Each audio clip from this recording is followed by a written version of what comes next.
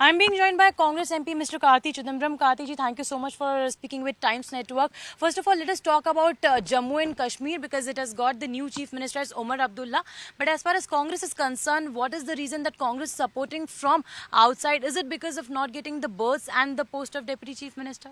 I'm not part of the decision-making mix, so I do not know what the calculus has been. But I'm sure there would be valid reasons and why the Congress has chosen not to participate in the ministry, but to support the government of the NC from outside.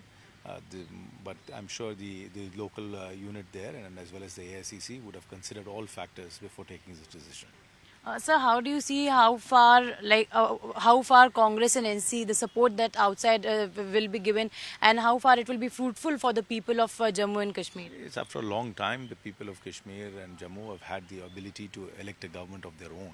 And I congratulate the Chief Minister Omar Abdullah for forming a government. People need a government of their own choosing, and that's happened right now. But the full statehood also must be restored to Kashmir.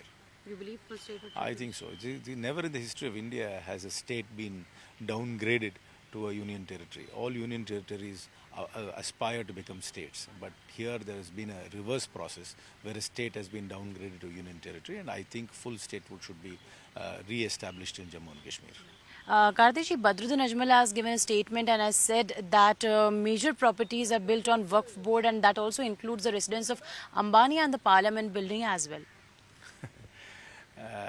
If there is a dispute about the title of the land, I'm sure there is a mechanism to redress it. And if Mr. Ajmal has got evidence to suggest that land has been usurped from its rightful owners, I'm sure there are enough legal avenues to pursue that. While the JPC was also held as far as the Waqf law is concerned, there were several arguments and in fact discussion that was held which was not fruitful at all.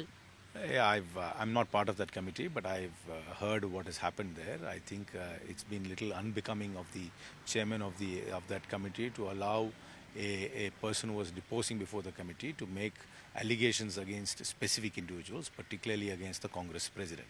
That was not the purpose of the committee. The purpose of the committee is to look at the efficacy of the proposed Waqf amendment bill.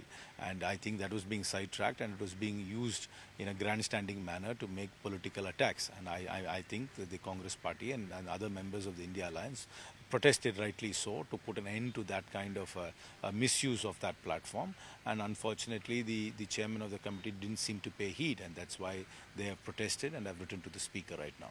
All right. As far as Wayanad is concerned, BJP is attacking Congress and calling Congress as a Parivarvad private limited company, and also saying that why only Priyanka Gandhi and not someone else.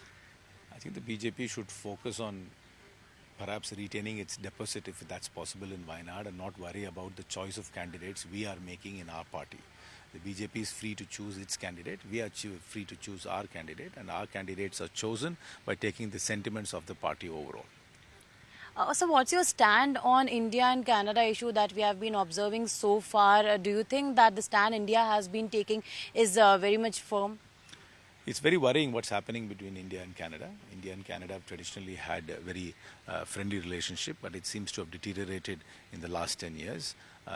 India feels that Canada is a hotbed for separatist movements in India, which is again, of course, should definitely be nipped in the bud. But at the same time, Canada has also made some very serious allegations about India, in the official Indian state, using non-state actors, particularly somebody who's been incarcerated, has an hired gun to eliminate voices of dissent there. So, but I don't know the truth in the allegations, but this definitely needs to be probed or refuted properly.